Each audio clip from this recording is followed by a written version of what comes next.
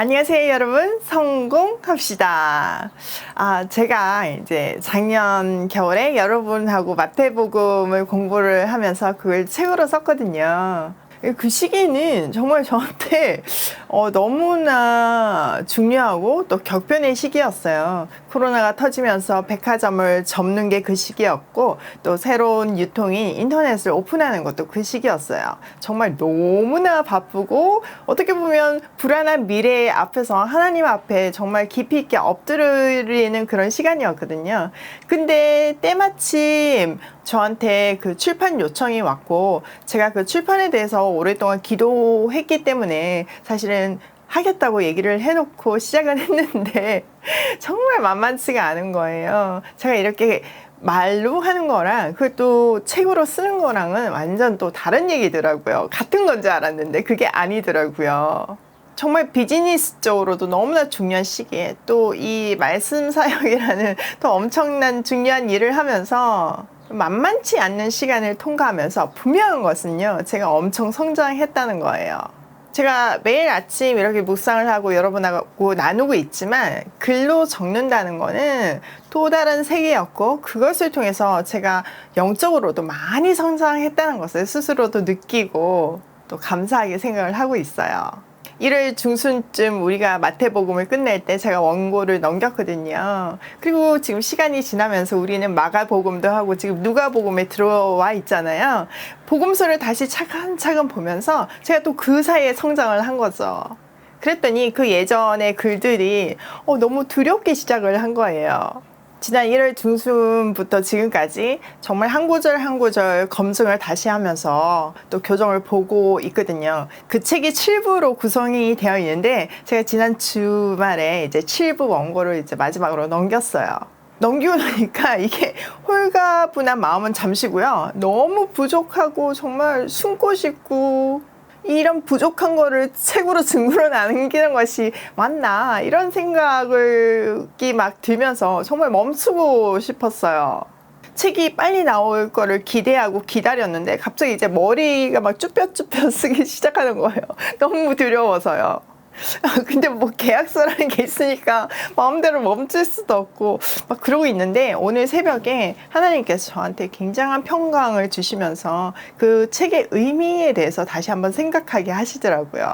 그 모든 것을 내려놓고 주님의 뒤를 따르게 하시는 그 끈질긴 사랑 앞에서 저는 정말 통곡했어요. 여러분들도 오늘 이 본문 앞에서 여러분들이 마지막까지 지고 있던 그 모든 것들을 군말 없이 내려놓고 주님을 따르는 은혜가 임하기를 소원합니다. 자, 이제 본문에 들어갈 건데요. 오늘 본문은 내 제자를 풀타임 사역자로 부르는 장면이었어요. 그러면 어저께 분명히 장모 부르기 전에 풀타임으로 불렀다고 했는데 이게 웬일이지? 이렇게 생각하시는 분이 계시죠? 네, 맞아요. 제가 그렇게 설명을 했어요. 근데요, 이 복음서는요, 시간 순서대로 모든 것이 되어 있지는 않아요. 저자의 관점에 따라서 사건들을 합치기도 하고, 또 떼어넣기도 하고, 생략하기도 하고, 뒤바뀌기도 하면서 기록하고 있거든요. 그러니까 이거를 지금 시간 순서대로 볼 수도 있지만, 제가 어저께 말씀드린 것 같이 앞서서 부른 사건이라고 볼 수도 있는 거예요. 또 하나 우리가 구분해야 되는 거는, 요한복음 1장에 보면 세례 요한의 집회 장소에서 5 제자를 부르는 장면이 나오거든요. 근데 그 장면하고는 이거는 완전히 다른 스토리라는 거예요. 그거는 세례 요한의 집회 장소이고 지금은 갈릴리에서 부르는 장면이에요. 이 두 번째 부르심에 대해서 마태와 마가도 동일하게 기록을 하고 있어요. 근데 마태와 마가는 제가 어저께 설명한 대로 그 장모 고치는 사건 이전, 본격적인 갈릴리 사건 이전으로 기록하고 있어요.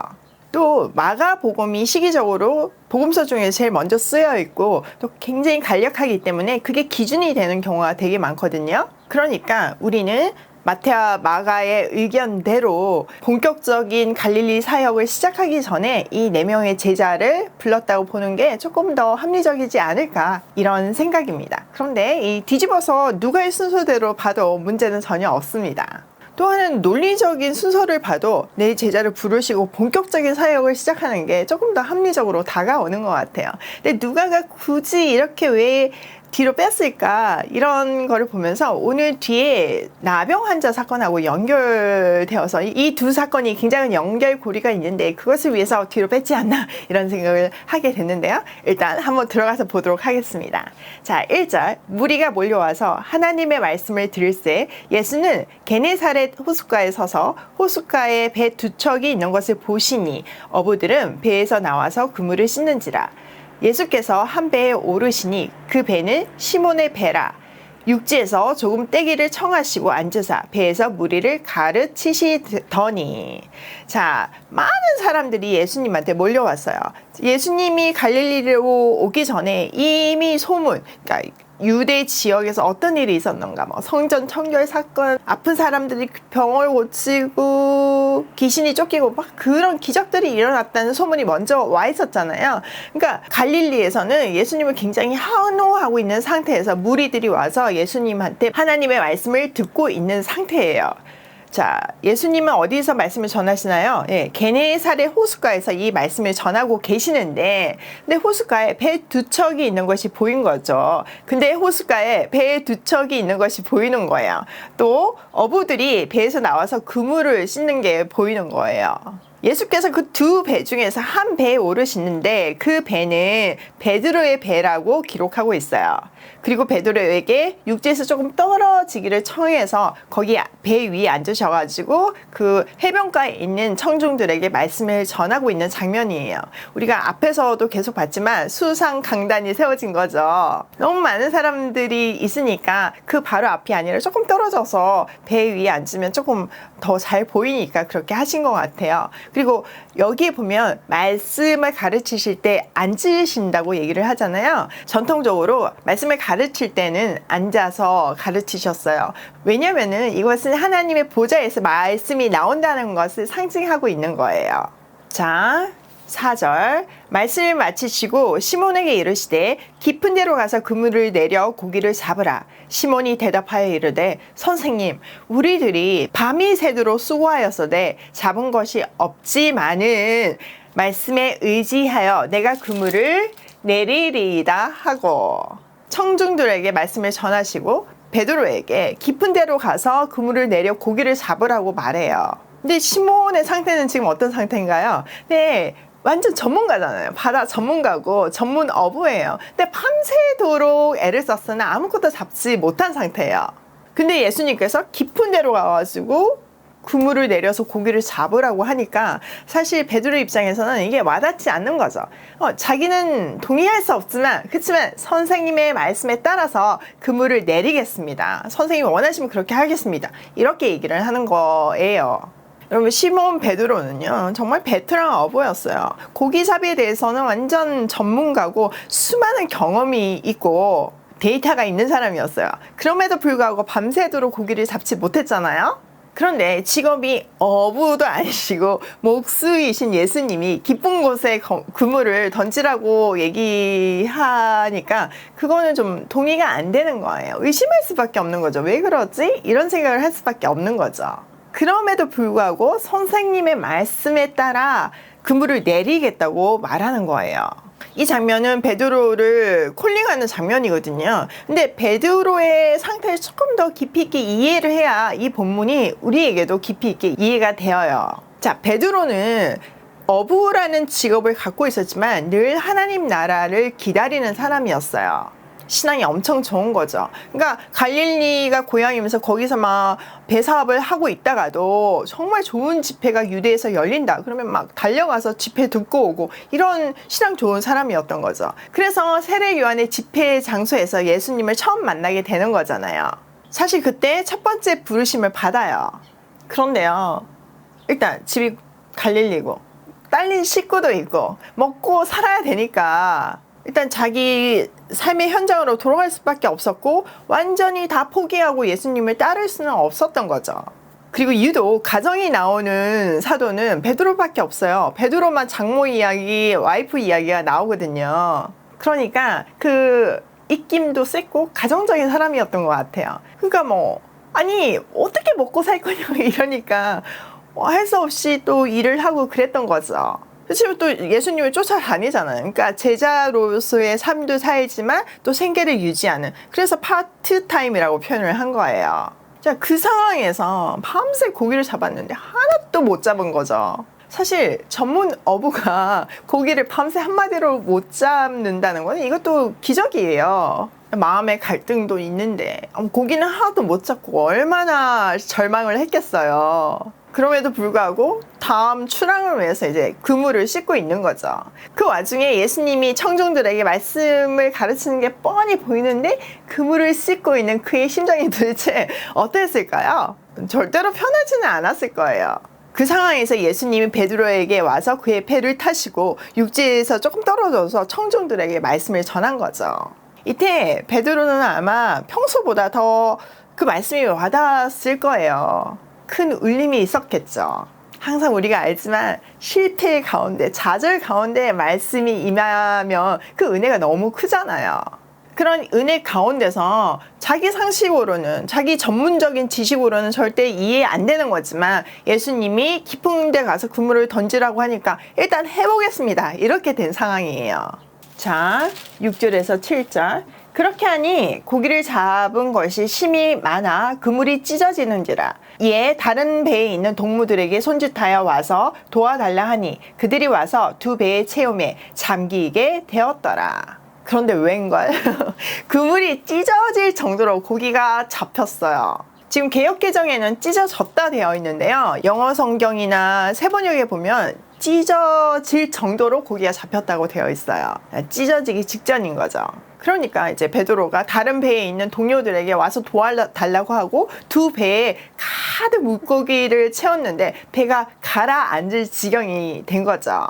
자, 8절. 시몬 베드로가 이를 보고 예수의 무릎 아래 엎드려 이르되 주여 나를 떠나소서 나는 죄인이로소이다 하니 이는 자기 및 자기와 함께 있는 모든 사람이 고기 잡힌 것으로 말미암아 놀라고 세베대의 아들로서 시몬의 동업자인 야고보와 요한도 놀랐습니다. 예수께서 시몬에게 이르시되 무서워하지 말라 이제 후로는 내가 사람을 취하리라 하시니 그들이 배들을 육지에 대고 모든 것을 버려두고 예수를 따르니라. 자, 여러분 이렇게 자세히 보신 분들은 알겠지만 누가가 지금까지 베드로의 이름을 시몬이라고 기록하고 있다가 지금 이 상황에서 시몬 베드로라고 고치고 있어요. 크다란 마음의 변화가 있었다는 것을 누가가 이름을 통해서 말해주고 있는 거죠. 베드로는요, 주님 나를 떠나주세요. 나는 죄인입니다. 라고 고백해요. 이런 고백을 할 수 있었던 거는요, 주님께서 이미 베드로에게 반석이라는 이름을 붙여줬잖아요. 변하지 않고 흔들리지 않는 반석이라고 붙여줬는데 지금 자기의 삶을 보면 막 와이프가 막 쪼으면 갈팡질팡, 또 삶의 현장의 미련도 못 버리고 반석으로의 삶을 살지 못했기 때문에 자기가 죄인이라고 얘기를 하는 거예요. 가족과 현실을 걱정하면서 반은 세상에 반은 주님의 제자로서 소위 파트타임으로 사역을 하고 있었던 거죠.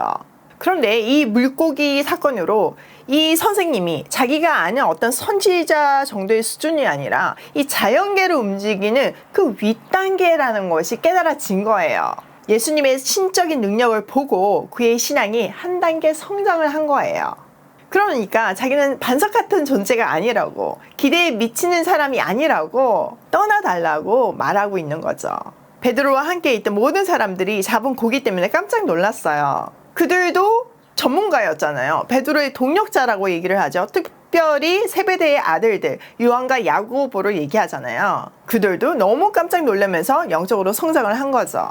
예수님은 시몬에게 두려워하지 말라. 이제부터는 사람을 낚는 어부가 되라. 이렇게 말씀하세요. 그러니까 그들은 지금 영적으로 한 단계 성장을 했잖아요. 그래서 다시 부를 때 이제 풀타임으로 섬길 수 있는 그런 마음이 준비된 거예요. 믿음이 그만큼 성장을 한 거죠. 자, 이어지는 내용이 나병 환자를 고치는 사건인데요. 이거는요, 지금 사람을 낚는 일이랑 굉장히 밀접한 연관이 있어요. 한번 들어가서 보도록 할게요. 12절. 예수께서 한 동네에 계실 때 온몸에 나병 들린 사람이 있어 예수를 보고 엎드려 구하여 이르되 주여 원하시면 나를 깨끗하게 하실 수 있나이다 하니 예수께서 손을 내밀어 그에게 대시며 이르시되 내가 원하노니 깨끗함을 받으라 하시는데 나병이 곧 떠나니라. 온몸에 나병이 든 사람이요, 예수님을 찾아와서 예수님 제발 낫게 해주세요 이렇게 얘기하는 것이 아니라 주님이 하시고자 하면 나를 낫게 하실 수 있습니다 이렇게 고백을 해요. 사실 이거는 엄청난 고백이에요. 이 병이 주님께 달려있다는 것을 고백하는 엄청난 고백인 거죠. 자, 이 사건을 깊이 있게 이해하려면 나병의 영적인 의미를 우선 알아야 해요. 나병은요, 통증이 느껴지지 않는 무서운 병이에요. 우리가 뭐 이렇게 딱 다치면 통증이 느껴지니까 조심을 하게 되고, 또 다쳤으면 치료를 하게 되잖아요. 근데 나병은요, 손이 끊어져도 모르는 그 무감각의 상태로 가게 하는 무서운 병이에요. 이거는요, 모든 인간에게 있는 죄를 가장 잘 설명해주고 있는 병이죠. 우리는 죄가 있는데 그걸 알지도 못하고 죄의 값으로 죽게 되었어요. 죄인인데, 죄 때문에 죽는데 우리가 죄인인지를 모르니까 사실 이건 굉장히 심각한 상태인데, 예수님을 만나실 때 우리는 비로소 죄인인 것이 깨달아져요. 또 그 죄값을 예수님께서 대신 십자가에서 지불해 주심으로 그 십자가의 공로와 은혜로 우리는 구원을 받게 되는 거죠. 다시 말해서 우리는 죄의 사슬에서 풀려나고 자유함을 얻게 되는 거예요. 제가 하나님 모를 때 나름대로 되게 착하게 산다고 살았거든요. 근데 진짜 교회 가면 사람들이 우니까 진짜 이해가 안 됐어요. 왜 죄는 지어서 우는지. 제가 그런 거 얘기했던 거 기억나시죠? 그 상태인 거예요. 영적인 나병인 상태인 거죠. 자기가 죽어가면서도 그 죽어가는지를 모르는 진짜 영적인 나병의 상태, 그들을 구해주라고 제자들에게 사람을 낚는 어부가 되라고 하시는 거예요. 자, 여기서 사람을 낚는다는 의미는요, 죽여서 잡는 게 아니라 산채로 잡는 것을 얘기해요. 그러니까 죄라는 사슬에 묶여있는 사람들을 산채로 살려내라는 거죠. 예수님은요, 나병 환자를 낫게 해주심을 통해서 인류가 처해 있는 상태를 보여주시고 그들을 건지시기 위해서 자기들을 불렀다는 것을 확인시켜 주는 거예요. 자, 14절, 예수께서 그를 경고하시되 아무에게도 이러지 말고 가서 제사장에게 내 몸을 보이고 또 내가 깨끗하게 대함으로 인하여 모세가 명한 대로 예물을 드려 그들에게 입정하라 하셨더니, 예수의 소문이 더욱 퍼짐에 수많은 무리가 말씀을 듣고 자기 병도 고침을 받고자 하여 모여오되 예수는 물러가사 한적한 곳에서 기도하시니라. 자, 예수님은요, 아무에게도 알리지 말라고 하세요. 그리고 제사장에게 찾아가서 자기 병이 나았다는 것을 보여주고 또 모세가 명한 대로 예물을 드리라고 해요. 그것을 통해서 나음을 받았다는 것을 사람들한테 확증하라고 하시는 거죠. 자, 이 말씀은 레위기 14장에 근거한 말씀이에요. 14장. 제사장은 그 정결함을 받을 자를 위하여 명령하여 살아있는 정결한 새 2마리와 백향목과 홍색실과 우슬초를 가져오게 하고, 제사장은 또 명령하여 그 새 하나는 흐르는 물 위 질그릇 안에서 잡게 하고 다른 새는 산채로 가져다가 백향목과 홍색실과 우슬초와 함께 가져다가 흐르는 물 위에서 잡은 새의 피를 찍어 나병에서 정결함을 받은 자에게 7번 뿌려 정하다 하고 살아있는 새는 들에 놓을지며. 자, 나병이 나으면요, 제사장이 그걸 확인을 하고요, 산새 2마리를 가지고 와가지고 한 마리는 죽이고 그 죽인 새의 피를 다른 한 마리 살아있는 새한테 묻혀가지고 자유를 얻게 했어요. 이거는요, 그리스도께서 십자가에서 우리를 위해 죽으심으로, 피 흘리심으로 그 피로 우리가 자유함을 얻게 되었다는 것을 내포하고 있는 율법이에요. 그러니까 예수님께서 이 나은 자를 치유하심으로 이 말씀을 하는 거는, 내가 너희를 위해서 죽으러 왔다. 내가 너희를 위해서 십자가에서 피 흘릴 때 너희는 자유함을 얻게 될 것이다. 이 말씀을 하시는 거예요. 정말 말씀은 알면 알수록 감동이지 않나요? 사람이 어떻게 이 말씀의 깊이를 알겠어요. 또 그걸 깨닫고 책으로 쓴다는 것은 정말 어떻게 보면 황당한 발상이죠. 그러나 주님은요, 베드로가 완벽하지 않을 때 부르셨어요. 그리고 평생을 다듬어 가셨어요. 세례 요한의 집회 장소에서 그를 처음 부르셨으나 그는 현실을 포기하지 못했고 어정쩡한 상태에서 삶을 살고 있었어요. 그때 2번째로 다시 부르시는 거죠. 이 게네사렛 바닷가에서 그의 전문적인 지식, 삶의 현장, 직업을 다 사용하셔서 더 깊은 자리에서 부르셨어요. 그리고 사람을 낚는 어부가 되라고 사명을 주셨어요. 베드로는 예스 하지만 또 실패해요. 주님을 3번이나 부인하고 도망가잖아요. 그러나 예수님은요, 포기하지 않으시고 디베랴 바닷가에서 3번째로 다시 부르세요. 내가 나를 사랑하느냐? 3번의 부인을 3번의 사랑 고백으로 덮어주세요. 그 처절한 실패의 자리, 그 자리에서 비로소 주님이 일하시기 시작하시는 거예요. 그렇게 한 단계 한 단계 만져주시고 성장시켜주시고 깨닫게 해주셔서 베드로를 초대교회 수장으로 쓰셨고, 또 결국은 순교하는 영광스러운 삶을 살게 하잖아요. 정말 소망이 생기지 않나요? 제가 지금 쓴 책은 너무나 보잘것없고, 또 개인적인 욕심은 조금 더 깨달아서 멋지게 쓰고 싶은 생각도 있어요. 그러나 그것조차도 제 욕심인 것을 깨달아요. 베드로의 실패가 주님의 선한 도구가 된 것처럼 저희 부족함도, 저희 부족한 책도 그렇게 사용하실 줄 믿어요. 제가 시간이 많이 지나고 다시 복음서를 쓸 기회가 있다면 그 차이가 날 거잖아요. 뭐 책으로 안 써도 강의를 해 우리가 성경을 한 바퀴 돌고 2바퀴 돌 때 제가 깊이가 차이가 분명히 있을 거잖아요.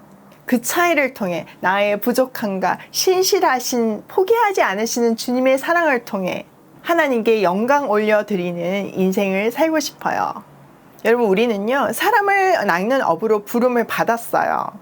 또 예수님처럼 다른 새를 살리는 한 마리 새로 부름을 받았어요. 우리가 해야 할 일은요, 내가 얼만큼 깨달았냐, 내가 어떤 상태에 있냐, 이게 아니에요. 내가 준비가 안 됐고 너무나 보잘것없는 상태라 할지라도 그 부르심에 예스 하고 달려가는 거예요. 그러면 주님께서는요, 우리를 성장시키시고 다듬어 가시고 그것을 통해서 내가 속한 공동체를 살리는 산새가 되게 하실 거예요. 오늘도 나의 삶의 현장에서 사람을 낚으며 또 한 마리의 산새처럼 사람을 살리며 고고싱해요.